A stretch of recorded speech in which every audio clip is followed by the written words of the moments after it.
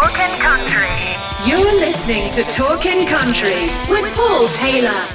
Hi, welcome to my channel, Talkin Country, where we'll be chatting to the stars of country music from around the world, whether it's in Nashville, Australia, UK, Ireland. You'll get it here first. If you like us, subscribe and give us the big thumbs up. Hopefully you enjoy it.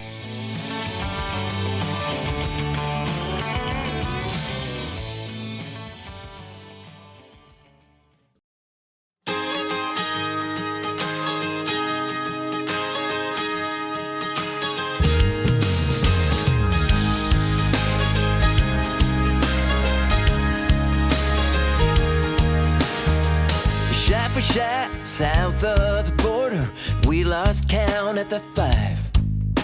And all day long, we laughed at each other, but the night really came alive. That week flew by before I knew I had to leave. I still taste that kiss you gave me when you said this one's for keeps. So I feel that shot glass on my shelf with stolen Cancun, drunk as hell. Summer love sure can't hurt. I've been there, done that, got the shirt. Can't forget red sunset sitting on the beach. Here's to you and tequila, sunrise memories. Oh yeah. And now and then I get to thinking about what might have been. And when I do, I start drinking and the buzz starts kicking in. Una más cerveza has got me hablas español.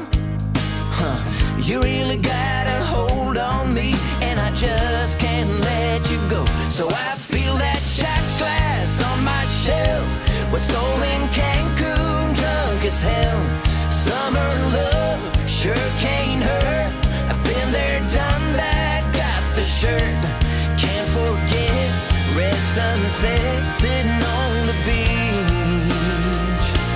Here's to you and tequila, sunrise memories. Are you dancing in the rain out there by the pier, like a picture perfect postcard that says wish you were here? So I feel that shot glass on my shelf. We stole in Cancun, drunk as hell. Summer love sure can't hurt. I've been there, done that, got the shirt. I can't forget red sunset sitting on the beach. So here's to you and tequila, sunrise memories. I'm all about tequila, sunrise memories. Tequila, sunrise memories. Well, ladies and gentlemen, it's my absolute pleasure to welcome Swedish country star Jamie Meyer on the line. How you doing, Jamie? I'm doing good. It's very nice of you, Paul. Thanks. Yeah, nice to catch up with you. And we were just talking a little bit before we did the recording, and you're in good company, aren't you? You've got Jimmy Mattingly, friend of our show, and Johnny Garcia fighting in your corner and promoting and producing you now. He is. Yeah. It's a really good story how we met, I would say. Okay, well, tell us that story then. It's a really cool story. Well, it actually started with Bruce Bounton. Oh yeah. Steel player. So I got to know him. He was in Los Angeles at the time. This is like 2009. And Jimmy Mattingly were they were both in Reba's band, Reba McEntire. Yep. And so they have come off, they had recently played the Conan show. And so I met the band in LA that night, and just me and Jimmy, we started talking, and we talked for a long time. And then he said, well, if you ever come to Nashville, let's do something, let's play. You know, I've never heard your music. I don't know who you are apart from this conversation, but let's catch up when you get to Nashville. And that's how it started. Wow. I mean, they'd said to me the best thing to hit Nashville since Keith Urban. Yeah, I don't know. We'll see. Yeah, He's pretty good. He's a pretty good guitar player and performer. So, but I mean, if somebody says that as well, you're on the right tracks, I think, as well, aren't you? So you must be doing a lot of commuting between Sweden and Nashville when it was safe to do so. That is the to and fro in. yeah, for sure. I mean, I think I was looking at maybe 3-4 times a year, back and forth, all the time, and just played shows and showcases in Nashville, and then back to Sweden to play and record, and it was crazy for a while there. Yeah. Well, Scandinavia is a hotbed and has been for so many years of country music, hasn't it? I mean, the likes of Alan Jackson, he bypassed England and went to Scandinavia to tour, and it was like, hello, what's happening? But the line dance fraternity as well, very, very big in like Norway, Sweden, Denmark, isn't it? Huge over there. Yeah, and let's not forget about Norway too. I was saying Norway. Yeah. Country music, and like you said, a lot of artists, when they go to play the UK, now they usually come to Sweden as well, like Lady Annabellen, who I was fortunate to open for back in 12, I think. Mm-hmm. So we played a couple festival shows with them while they were here. And I've seen Brad Paisley live in like a mid-size venue in Stockholm as well, which is pretty awesome to see. So do you actually go over to Nashville when it gets cold in Sweden, or do you just do the summer months in Sweden and the winter months in America? Because it gets pretty cold there, doesn't it? It does get cold in Nashville, but I've been trying to balance because I don't really like too much heat either. I am from Sweden, so it's the heat. When it gets too hot, I kind of tend to get out. Which is not good, because that's when the CMA starts. So everybody's like, why are you leaving now? Not now. Not this is the time when everything's happening. I need snow quick. Come on. I need snow. And like running down the streets of Nashville with a birch tree, going into the saunas and giving it that, Yeah, that's right. But no, it's great. And like I said, I think Nashville now, it's not all like cylindrical where it's American artists. You've got artists from around the world, for many years now, setting the base in Nashville and making a great career in country music. So diverse. I have friends from, all parts of UK and it's not only Americans, Canadians, and what you think anymore in Nashville. It's all kind. A lot of Swedish people too. Yeah. Well, you've got yourself a bit of a nickname, haven't you, over there? Is it the Swedish Fish? The Swedish Fish, yeah. That's the best I can do. I don't know. I told it once at a show, and it kind of stuck with me. So I don't know. That's good. Oh dear. Oh, I thought you might be like a big swimmer or something like that. And I said, "Oh, there's the Swedish Fish." It is for the lack of other better things to say. I call myself No, Swedish it's Fish. cool. No, it's cool. But how did it all start for you, the music career? I mean, what was that? I always say this, that light bulb moment to say, this is the path I want to take. Wow, when I started playing music in high school in Sweden, I played football for a long time, the European football. Yeah. And just started playing in high school and been doing it for like 20 years now, full time. Yeah. Apart from when the pandemic hit was all, but part time ever since. Well, we've got something in common, not just country music, and we're both a performer. I've been like 20 years singing as well, but goalkeeper. I'm a goalkeeper, or I was a goalkeeper. Yeah. Well, I was when I was a lot younger. But a goalkeeper. That sort of. Yeah, it was Crazy crazy people. That's why we like country music. But we've been knocked in the head so many times. You know, I know. the amount of times I used to queue up and that my local hospital said, "Oh, it's you, Paul. Come in. Yep, nice. Yeah. You got your regular seat here, fella. Thank you. You know, collarbone gone, finger broke." Yeah, that's fantastic. Yeah.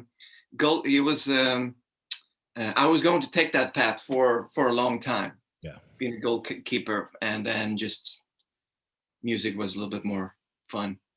And less hazardous. You know, it's most of the times less. Well, my career took cut very, very short. Well, I was a martial artist as well, so I took the martial art career for quite a while, doing it that way, which was even worse because the hospital was every week instead of every month. But the story of, just briefly, my goalkeeping story was, we played in a local team on a Sunday league here, and it was a winter, very hard winter here, and it was a very muddy pitch, which had solidified because of the ice. So I'm diving left, right, and centre. Look down at my leg, and it's cut to smithereens. There's blood everywhere. And I'm going, oh my God. Next minute, the opposition manager come over and he said, oh my God, get him to hospital straight away. And they're going, why? He said, well, there's glass in with this mud. I went, oh, but when we don't play football, we graze cattle. Oh, wow. Yeah. So I had to have a tetanus jab. I was like, whoa, my God. And after that, I thought, probably not for me, this. Yeah, I'm glad you got out, at the right time. I wasn't very good, to be fair, but yeah, I mean, it was either I get out or I was pushed out. I thought I'd get out and go on my own terms, Yeah. But I remember those games too, when you played on ice and snow, and as a goalkeeper, man. Anyways, just imagine. Yeah, I know. And I looked at your bio and I thought, right, so a fella goalkeeper, and I'm thinking, yeah, we must have a screw loose because we did goalkeeping and then we did country music, and yeah. Yeah. For sure. But congratulations on the music, mate. I mean, like I said, we've been playing quite a bit here, and thank you. some really good stuff. And during lockdown, then, I mean, obviously you said you progressed through your career supporting, like, Lady A and the like, and building your repertoire up as well. But then obviously last 18, 19 months has been lockdown. Have you been proactive in writing and, new music to come? Yeah, I wrote, like I said, a song with Suzanne Sell, One Light Burning. And that song is about kind of being in a relationship and being in a lockdown together. Because before the pandemic hit, we've had only so little time to see each other. And then there we were. We just, we're joking. We're kind of like that song, happy to be stuck with you. So yeah, we wrote that song, released it as a project, as a duo. And other than that, I've been writing so much prior to that. So I've just kept releasing the music that was already kind of written, but just needed that final touch, maybe in the studio or final mix.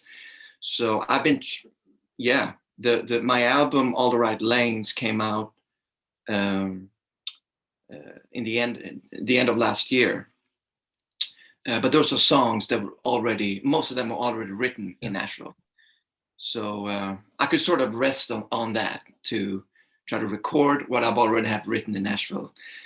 So that's how I figure out a way to work during the pandemic. And, to be fair, it took ordinary, regular jobs too, I worked in supermarkets and did the best we could to just kind of survive, and did other things other than music, and just learned how amazing it is that I normally, if I can express myself that way, that prior to the pandemic, I did full-time music. So well, that's good. We're going on. But I think taking other jobs as well. I would say that more of a creative point as well. So when you come to write down again, use those experiences of jobs and the people you met, the customers, or that Right. kind of thing as well, wouldn't it? Because that expands your mind a little bit. For sure. Yeah. So I'm excited to see what's going to happen with the music from now on, if anything's changed, because you don't know until you start writing and releasing it. So it's hard to tell what's it going to sound like. So if what's on the horizon for you then? I mean, you've got a concert coming up. Is it October the 8th? Is it? Yeah, I'm doing it.